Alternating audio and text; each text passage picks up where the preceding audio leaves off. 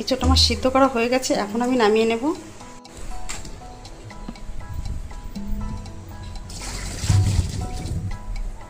তৈরি করবো এঁচোড় কষা। তার জন্য আমি এঁচোড়টাকে কেটে ধুয়ে সিদ্ধ করে নিয়েছি, আলু কেটে নিয়েছি, টমেটো নিয়েছি, আদা, কাঁচা লঙ্কা, শুকনো লঙ্কা, তেজপাতা, টক দই, কিছুটা গুঁড়ো মশলা নেব, মশলা করে নেব। তার জন্য নিচ্ছি আদা, কাঁচা লঙ্কা, টমেটো। আরেকটা মশলা আমি করে নেব। নিয়েছি টক দই, এর ভিতরে দিয়ে দেবো জিরের গুঁড়ো, ধনের গুঁড়ো, শুকনো লঙ্কার গুঁড়ো, হলুদ, লবণ, কিছুটা বিরিয়ানি মশলা।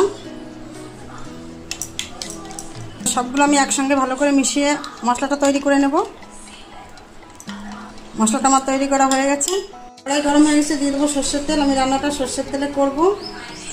আলুগুলো ভেজে নেব।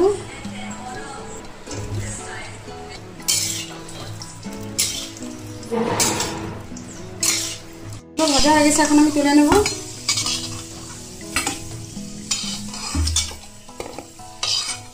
ভাজা তেলের ভিতর এখন আমি এঁচোড়গুলো ভেজে নেব।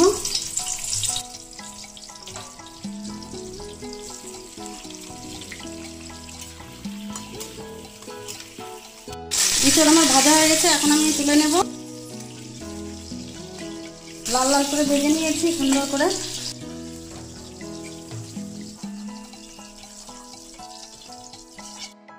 কড়াইতে দিয়ে দেবো আর কিছুটা তেল, তেজপাতা, শুকনো লঙ্কা, গোটা গরম মশলা।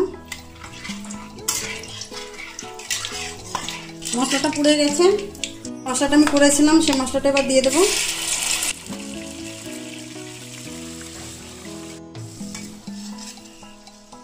দিয়ে দেবো কাশ্মীরি লঙ্কার গুঁড়ি, দিয়ে দেবো সামান্য চিনি,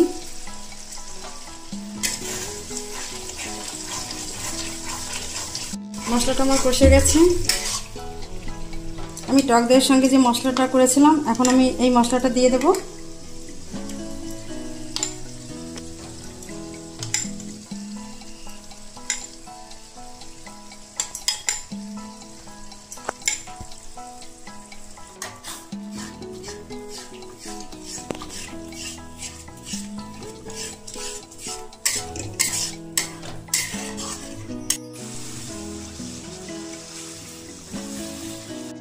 মশলা থেকে সুন্দর তেল ছেড়ে দিয়েছে, এখন আমি এঁচোড়গুলো দিয়ে দেবো।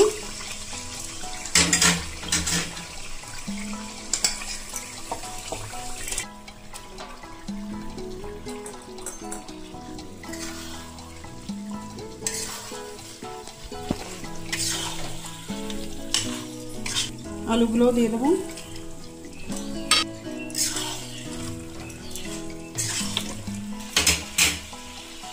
এর জন্য ঢেকে দেবো। মশলার সঙ্গে এঁচোড়টা কষে গেছে, এখন আমি সামান্য জল দিয়ে দেবো।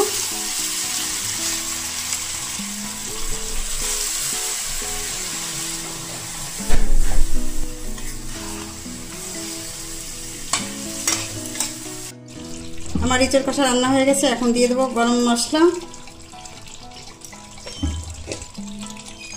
সামান্য ঘি,